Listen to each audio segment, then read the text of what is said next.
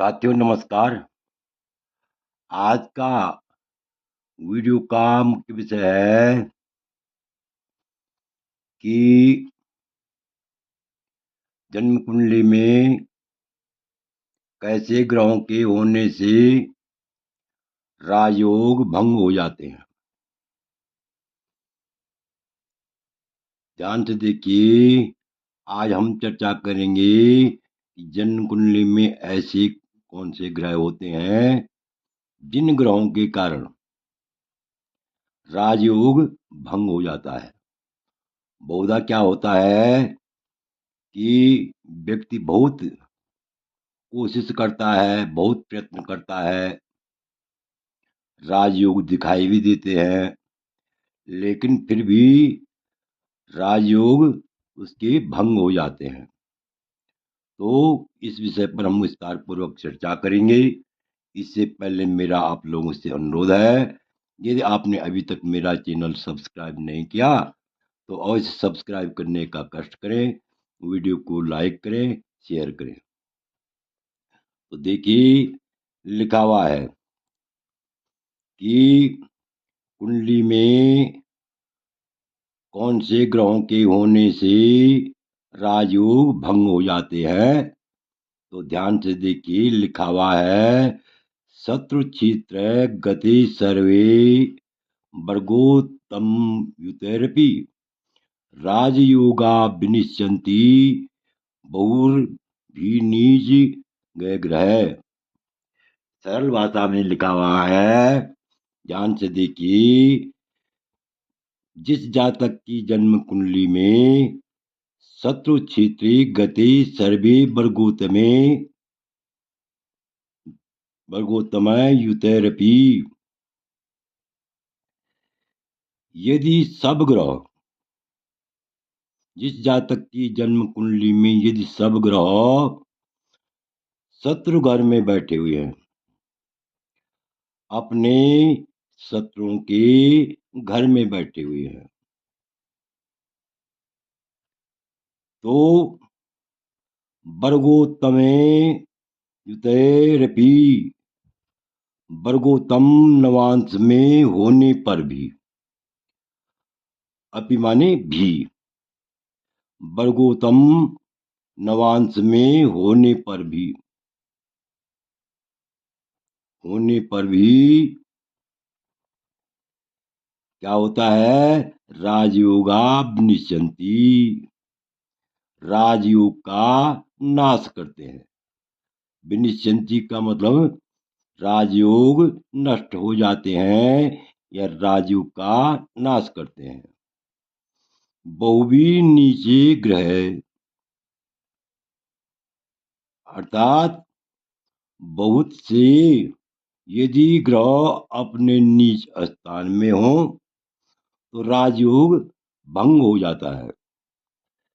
तो भावार्थ से और भी स्पष्ट हो जाएगा कि यदि सब ग्रह, जिस जातक की जन्म कुंडली में, ध्यान से देखिए, सब ग्रह शत्रु घर में बैठे हुए हों,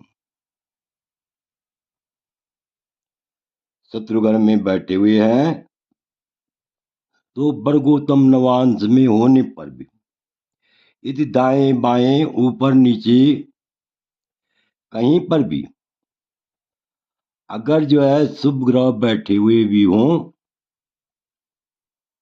तो वे ग्रह काम नहीं करते हैं और राजयोग भंग हो जाता है।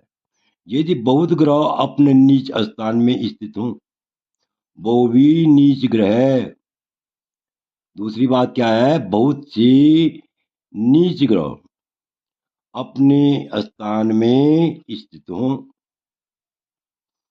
तो राजयोग, ऐसे में भी राजयोग भंग हो जाता है। आगे देखिए, समझ गए होंगे आप, ये अब और भी स्पष्ट हो गया। यदि सब ग्रह शत्रु ग्रह में बैठे हों, शत्रु के घर में बैठे हों, तो वर्गोत्तम नवांश में होने पर भी क्या होता है, राजयोग का नाश हो जाता है। ऐसे ग्रह राजयोग का नाश करते हैं। और यदि बहुत ग्रह अपने नीच स्थान में हों, अर्थात दो या दो से अधिक नीच ग्रह अपने स्थान में हो, तो ऐसे में भी राजयोग क्या हो जाता है, भंग हो जाता है। आगे देखिए क्या लिखा हुआ है, चंद्रम वा यदि वा लग्नम ग्रहो नेको विविच्छते तथापि राजयोगा नाम भंगमा है पराशर है। अर्थात जिस जातक की जन्म कुंडली में कोई भी ग्रह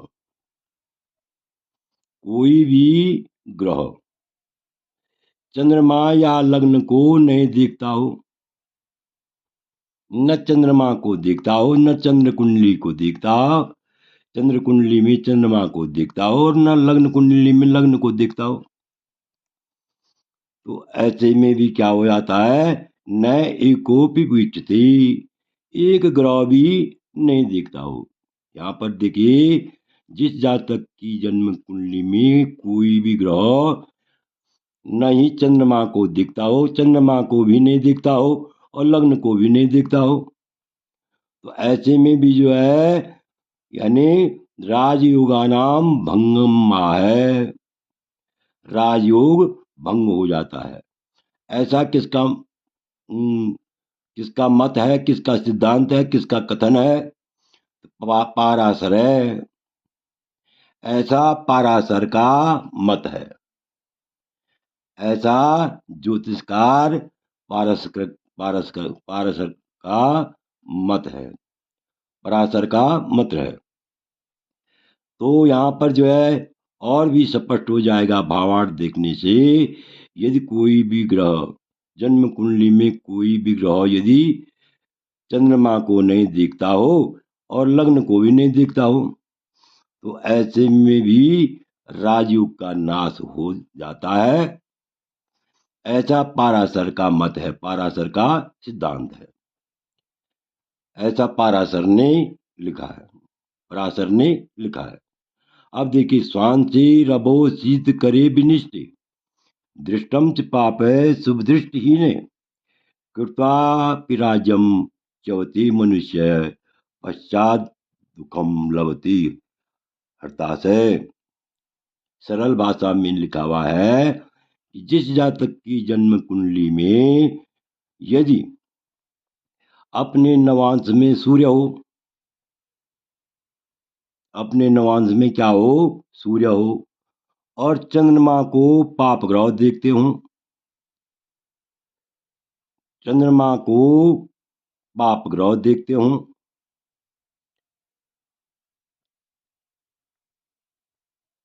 और शुभ ग्रह नहीं देखते हो, शुभ ग्रह दृष्टिहीन, शुभ ग्रहों की दृष्टि न हो, शुभ ग्रह नहीं देखते हो, कृताप राज्यम चवती मनुष्य पश्चात दुखम लभते हताश है।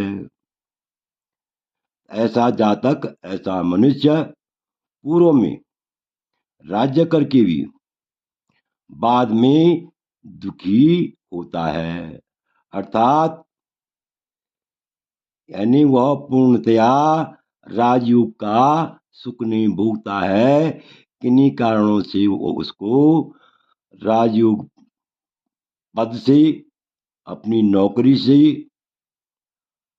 अपने प्रतिनिधित्व से उसको त्याग पत्र देना पड़ता है। अर्थात ऐसा जातक यदि सरकारी नौकरी कर भी रहा हो, तो ऐसा जातक जो है पहले ही उसको यदि संयोगवश नौकरी लग भी गई तो अपने पद से च्युत हो जाता है, पद से निलंबित हो जाता है, और बाद में पश्चात अत्यंत दुखी होता है।